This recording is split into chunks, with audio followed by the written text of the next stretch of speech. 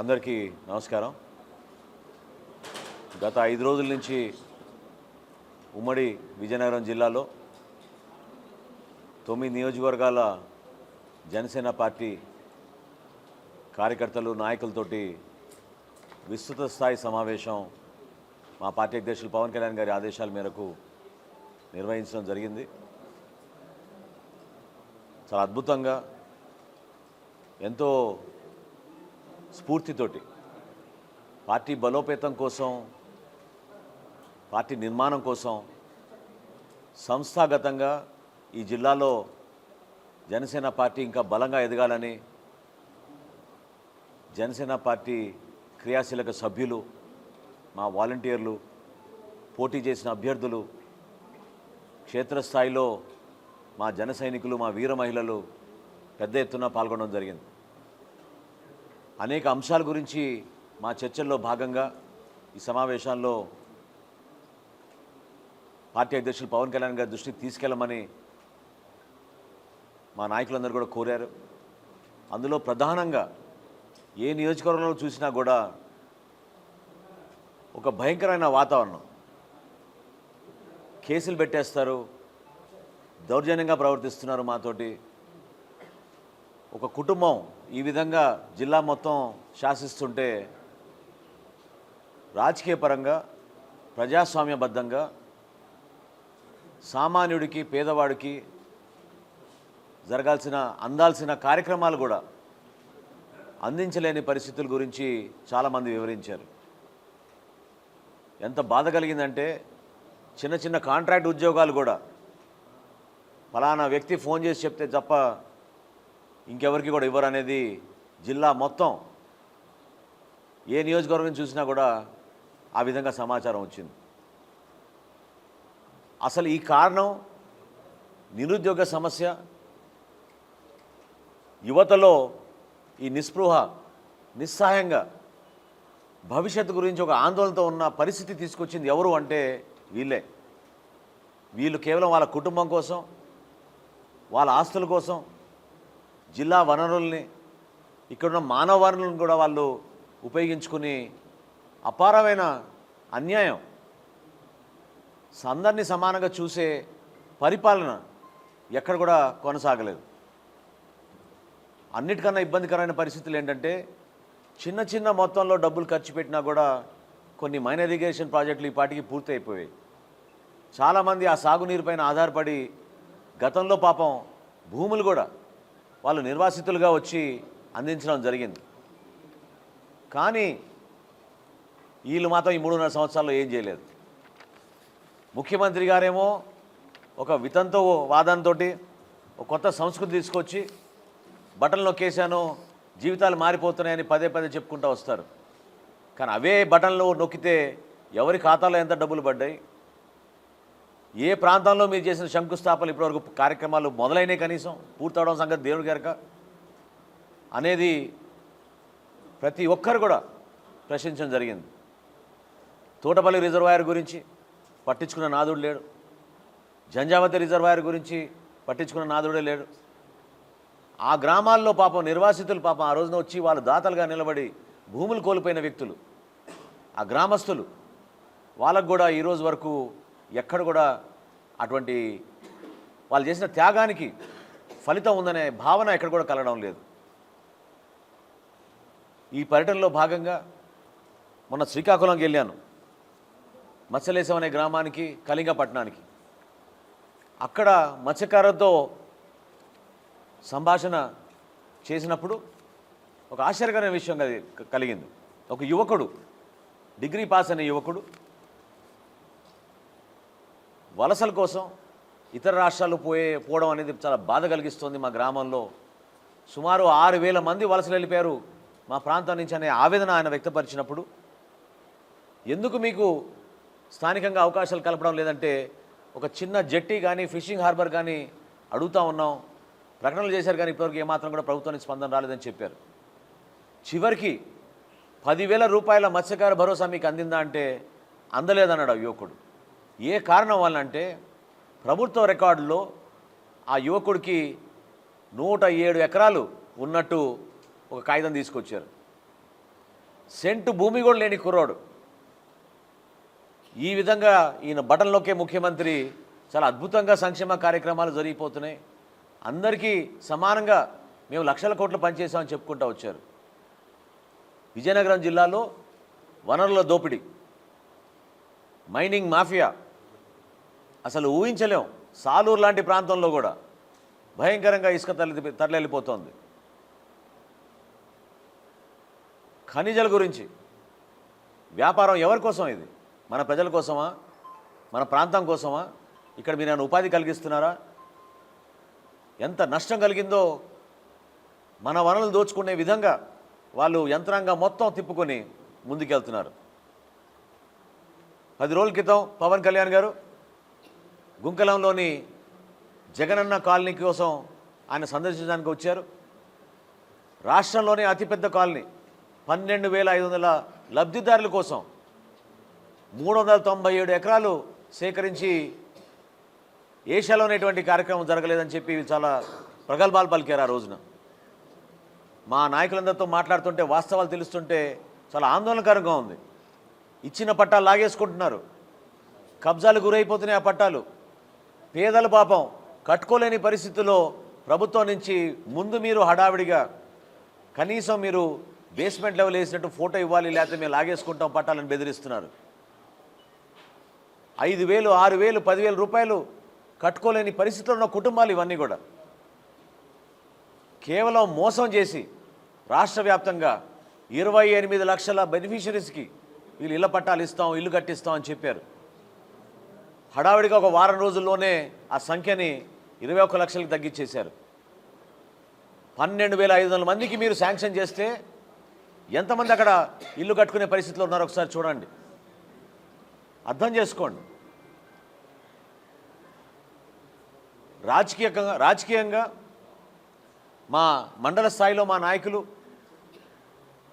గతంలో జరిగిన స్థానిక సంస్థల ఎన్నికల్లో నిలబడ్డ మా క్యాండిడేట్స్ అందరూ కూడా చాలా ధైర్యంగా ఆర్టీఐని ఒక ఆయుధంగా వాడి ఆర్టీఐ ద్వారా సేకరించిన సమాచారాన్ని మొత్తం కూడా ఖచ్చితంగా ప్రజలకి ఉపయోగపడే విధంగా, మేలు జరిగే విధంగా పోరాటం చేస్తామని ఒక అంకిత భావంతో పనిచేస్తున్నారు. కానీ కింద స్థాయిలో పాపం ప్రతి ఒక్కరిని బెదిరించేసి భయపెట్టించేస్తున్నారు. ఈ ప్రాంతంలో పర్యాటకం గురించి పట్టించుకునే నాదుడే లేడు. మొన్న ఒక అరగంట సమయం దొరికితే తోటపల్లి బ్యారేజ్కి వెళ్తే, పెద్ద తాటిపూడి బ్యారేజ్కి వెళ్తే పెద్ద బోర్డు కట్టేశారు అక్కడ, ఈ ప్రాంతాన్ని సందర్శించడానికి వీలు లేదని. ఆశ్చర్యం కలిగించింది. అద్భుతమైన ప్రాంతం. కనీసం 300-400 మందికి మనం ఉపాధి కల్పించవచ్చు ఈ గ్రామం నుంచి అక్కడ. ఇందాకనే పాపం ఒక బోట్ అన్న వచ్చి నాకు మొరబెట్టుకున్నారు. ఎక్కడో కృష్ణానదిలో జరిగినప్పుడు, గోదావరిలో జరిగిన సంఘటన గురించి రాష్ట్ర వ్యాప్తంగా వీళ్ళు మానేసినప్పుడు ఈ ప్రాంతంలో పర్యాటకాన్ని గురించి ఆలోచించిన వ్యక్తులే లేరు. దేనికోసం ఈ ప్రభుత్వం ఈ 3.5 సంవత్సరాలు ఈ సమయాన్ని రాష్ట్ర ప్రజలు మీకు అందించిన ఈ బాధ్యతని ఉపయోగించారో ముఖ్యమంత్రి గారు దీనికి సమాధానం చెప్పాలి. మీలో నిజాయితీ ఉందా? కనీసం పొరపాటు జరుగుతున్నప్పుడు మీరు ఆత్మ పరిశీలన చేసుకుని పొరపాటు సరిదిద్దుకునే ధైర్యం మీలో ఉందా? అది లేదు. దౌర్జన్యాలకి, ప్రెస్ కాన్ఫరెన్సులకి, వ్యక్తిగత విమర్శలకే పరిమితం అవుతున్నారు. కానీ రాష్ట్రం గురించి ఆలోచించే పరిస్థితే లేదు. రాబోయే ఎన్నికల్లో మాత్రం జనసేన పార్టీ ఖచ్చితంగా ఈ ప్రాంతాన్ని కాపాడే విధంగా, పర్యావరణాన్ని దృష్టిలో పెట్టుకుని, మన యువతకు అద్భుతమైన ఉపాధి అవకాశాలు దృష్టిలో పెట్టుకుని, ఎవరు కూడా వలసలకు వెళ్లకుండా ఈ ప్రాంతంలో ఒక చక్కటి పాలసీ విధానంలో మార్పు తీసుకొచ్చి ఇక్కడ పెట్టుబడులు వచ్చేటట్టు, ఫ్యాక్టరీలు వచ్చేటట్టు, ఇండస్ట్రీలు వచ్చేటట్టు, ప్రతి కుటుంబంలో సంతోషాన్ని నింపే విధంగా పవన్ కళ్యాణ్ గారు ఒక అద్భుతమైన కార్యక్రమాన్ని గురించి ఆలోచిస్తున్నారు. దాన్ని ప్రజల్లోకి మేము తీసుకొస్తాం. అదేవిధంగా ఇక్కడ జరుగుతున్న నష్టం గురించి చాలామంది ఎంతో ఆవేదనతో మాట్లాడారు. పాపం మా జన సైనికులు, వాళ్ళ కోసం మేము నిలబడతాం. కేసుల గురించి భయపడం. చెరువులు కూడా ఆక్రమించేశారు, భయంకరంగా తవ్వేస్తున్నారు కొండల్ని, గుట్టల్ని. పర్యావరణం గురించి పట్టించుకునే నాదుడే లేడు ఈ ప్రాంతంలో. జనసేన పార్టీ నుంచి మా న్యాయ విభాగాన్ని ఇంకా పటిష్టం చేసి, ఎవరైనా సరే కేసుల గురించి అక్రమంగా మా పైన మా కార్యకర్తలపైన మా నాయకులపైన కేసులు బనాయిస్తే జనసేన పార్టీ వాళ్ళకి అండగా నిలబడుతుంది. గంటలోపే మా పార్టీ నుంచి సీనియర్ నాయకులు వచ్చి స్థానికంగా ఉన్న ఆ పోలీస్ స్టేషన్ దగ్గరనో లేకపోతే అక్కడ ఉన్న నాయకులతో మాట్లాడడం అనేది ఖచ్చితంగా జరుగుతున్న ఒక భరోసా వాళ్ళకి ఇవ్వడం జరిగింది. అదేవిధంగా పార్టీలో మేము తీసుకున్న ఒక నిర్ణయం, ప్రతి నియోజకవర్గంలో కూడా ఇవాళ నుంచే కేంద్ర కార్యాలయం నుంచి ఒక వాట్సాప్ గ్రూప్ ఏర్పాటు చేసి ఇక్కడ ఉన్న సమస్యలపైన ప్రతి యువకుడు, మా జన సైనికుడు ఆ సమస్య గురించి అందులో సమాచారం పొందపరచవచ్చు. దాన్ని కేంద్ర కార్యాలయం నుంచి మానిటర్ చేసి పవన్ కళ్యాణ్ గారి దృష్టికి తీసుకువెళ్ళి ఆ సమస్య పరిష్కారం కోసం కూడా, తద్వారా పార్టీ బలోపేతం కోసం జనసేన పార్టీ ఆ విధంగా కొన్ని అడుగులు వేసి ముందుకెళ్తూ ఉంటుందని మీకు చెప్తున్నాను. చాలామంది ఇతర పార్టీ నాయకులు కూడా కలిశారు. పార్టీలో చేరడానికి వాళ్ళు ముహూర్తాలు కూడా ఏర్పాటు చేసుకున్నారు. ఖచ్చితంగా విజయనగరం జిల్లాలో జనసేన పార్టీకి రాబోయే రోజుల్లో ఒక అద్భుతమైన ప్రయాణం ఉంటుంది. ప్రజలు కూడా ఆ విధంగా ఆదరిస్తున్నారు, అభిమానిస్తున్నారు, నాయకత్వం కోసం ఎదురు చూస్తున్నారు. గ్రామ స్థాయి నుంచి మండల స్థాయి వరకు మా యువతకు పెద్దపీట వేసి, మా మహిళా నాయకురాళ్ళందరూ కూడా పెంచి వాళ్ళకు బాధ్యత ఇచ్చి, వీర మహిళల్ని ఇంకా పటిష్టం చేసి, మా పార్టీ అధ్యక్షులు పవన్ కళ్యాణ్ గారి ఆశయ సాధన కోసం, ఈ రాష్ట్రం కోసం, కేవలం ఓట్ల కోసమో పదవుల కోసమే కాకుండా మన బిడ్డల భవిష్యత్తు కోసం నిజాయితీగా జనసేన పార్టీ ఒక అంకిత భావంతో ఒక చక్కటి ప్రణాళిక సిద్ధం చేసుకుని విజయనగరం జిల్లాలో చాలా బ్రహ్మాండంగా మా పార్టీని ఇంకా బలంగా ముందుకు తీసుకెళ్తామని ఈ సందర్భంగా తెలుపుకుంటున్నాను. సార్, ఈ 5 రోజుల పట్టణంలో ఇక్కడ స్థానికంగా కార్యకర్తలు కావచ్చు, స్థానిక పరిస్థితులను పరిశీలించినప్పుడు ప్రధానంగా మీరు గ్రహించిన అంశాలకి ఈ అంశాలు రాష్ట్ర వ్యాప్తంగా ఎలాంటి ఇంప్రూవ్ చేసే అవకాశం ఉంది? కొత్త ఆలోచన కానీ కొత్త విధానాలు కానీ ఏదైనా ఇక్కడ గ్రహించి తీసుకుని అమలు చేసే అవకాశం ఉంది? ఇందాక మీకు ఉదాహరణ చెప్పినట్టు జనసేన పార్టీ ప్రధానమైన సిద్ధాంతాల్లో పర్యావరణ పరిరక్షణ. చెరువులు కూడా ఇక్కడ మింగేస్తున్నారు. విజయనగరంలో పట్టణంలో అన్యాక్రాంతానికి గురైన ఆ చెరువు గురించి, పార్కింగ్ స్థలాన్ని ఏర్పాటు చేసుకుని వాళ్ళ స్వలాభాల కోసం వాళ్ళు చేస్తున్న కార్యక్రమం గురించి చాలామంది వచ్చి పిటిషన్లు ఇచ్చారు. లోక్సత్తా నుంచి బాబ్జీ గారు కూడా కలిశారు, నాకు వివరించారు. ఈ ప్రాంతంలో గిరిజనులు కూడా ఏ విధంగా పెన్షన్లు కూడా అందడం లేదు వాళ్ళకి. ఒక 100% బ్లైండ్ వ్యక్తి పాపం 9 నెలల నుంచి ప్రభుత్వ కార్యాలయాల చుట్టూ తిరిగి విసుకెత్తిపోయి రేషన్ కార్డులో తన పేరు తొలగించి ఇంకో రేషన్ కార్డు ఇవ్వడానికి ప్రభుత్వం సిద్ధం లేనప్పుడు అతనికి రావాల్సిన పెన్షన్ కూడా రావడం లేదు. యాక్సిడెంట్లో కాలు కోల్పోయిన ఒక దివ్యాంగుడు మా పార్టీ నుంచి జన సైనికుడు, అతనిది కూడా అదే పరిస్థితి. కేవలం ప్రకటనలే పరిమితం అయిపోయి సంక్షేమం సంక్షేమం అని చెప్పి మోసం చేస్తున్నారు. ఈ వాస్తవాలు తెలుసుకున్నప్పుడు రాష్ట్ర వ్యాప్తంగా వీటి గురించి మేము కూడా క్షేత్రస్థాయిలో గ్రామ సచివాలయాలకు ఖచ్చితంగా మా జన సైనికులు వెళ్ళి సమాచారం సేకరించి, ఎందుకు పాపం కనీసం వికలాంగులు ఎదురు చూస్తున్న పెన్షన్ కూడా ప్రభుత్వం ఇవ్వలేకపోతుంది, సంవత్సరం కాలం నుంచి ఎందుకు పెండింగ్ పెట్టింది. అదేవిధంగా చెరువుల ఆక్రమణ రాయలసీమలో కూడా మా దృష్టికి వచ్చినాయి, ఉత్తరాంధ్రలో కూడా ఈ విధంగా జరిగిపోతున్నాయి. భయపెట్టించేసి మొన్న జగనన్న కాలనీ సందర్శించడానికి మా యువకులు వెళ్తే ఒక నియోజకవర్గంలో తిరిగి వస్తుంటే వాళ్ళు జెండాలు పట్టుకొని 10 మంది మా యువకులు అదే రోడ్డు పైన వైఎస్ఆర్సీపీ నాయకులు వాళ్ళని ఆపి వాళ్ళని దుర్భాషలాడి మీరెవరు జగనన్న కాలనీ సందర్శించడానికని బెదిరించడం జరిగింది.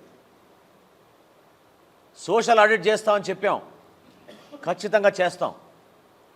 ఆ నివేదిక రాష్ట్ర ప్రజలకి అర్థమయ్యే విధంగా, తెలిసే విధంగా, ఎంత మోసం చేశారు ఈ ప్రభుత్వం అని తెలిసే విధంగా ఒక బాధ్యతతో మేము చేస్తాం. ఇక్కడ మేము తెలుసుకున్న సమస్యలు చాలా వరకు ఖచ్చితంగా రాష్ట్ర వ్యాప్తంగా కూడా ఇదే సమస్యలు ఉన్నాయి. క్షేత్రస్థాయిలో పర్యటిస్తున్నప్పుడు అవి కనపడుతున్నాయి, మాకు తెలుస్తున్నాయి. వాటిని మేము నిలబెట్టుకుంటాం. ప్రజలు పవన్ కళ్యాణ్ గారిపైన ఒక ఆశతో వస్తారు. ఆయన కలవడానికి వచ్చినప్పుడు సమస్య పరిష్కారం కోసం పవన్ కళ్యాణ్ గారి దృష్టికి తీసుకెళ్తే తప్పకుండా అందులో నిజాయితీ పరంగా పోరాటం ఉంటుంది, న్యాయం జరుగుతుందనే భావన వాళ్ళు ఉంటుంది. కాబట్టి దానికోసం మేము ఎప్పుడు కూడా అంకిత భావంతో పనిచేస్తాం. Thank you.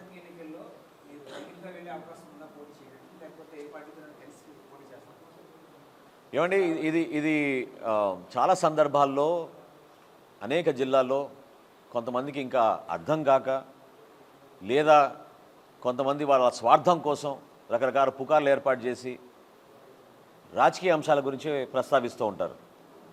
మేము అందరికన్నా ముందు మార్చి 14న మా పార్టీ అధ్యక్షులు పవన్ కళ్యాణ్ గారు ఇప్పటంలో జరిగిన బహిరంగ సభలో చాలా స్పష్టంగా చెప్పారు, అన్నిటికన్నా ముందు మన పదవుల కన్నా ముందు మన భవిష్యత్తు, రాష్ట్ర భవిష్యత్తు గురించి ఆలోచించినప్పుడు రాబోయే ఎన్నికల్లో వైఎస్ఆర్సీపీ విముక్త ఆంధ్రప్రదేశ్ కోసం ప్రతి ఒక్కరు కూడా కలిసికట్టుగా పనిచేయాలి.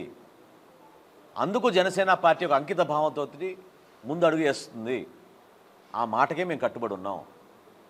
అనవసరంగా కొంతమంది రాద్ధాంతాలు చేసి రకరకాల ఆలోచనలు దాంట్లో తీసుకురావాల్సిన అర్థం ఈ పరిస్థితిలో ఇప్పుడు అవసరం లేదు. రాజకీయ ప్రస్థానంలో సరైన సమయంలో మా పార్టీ అధ్యక్షులు ఆ నిర్ణయం తీసుకుంటారు.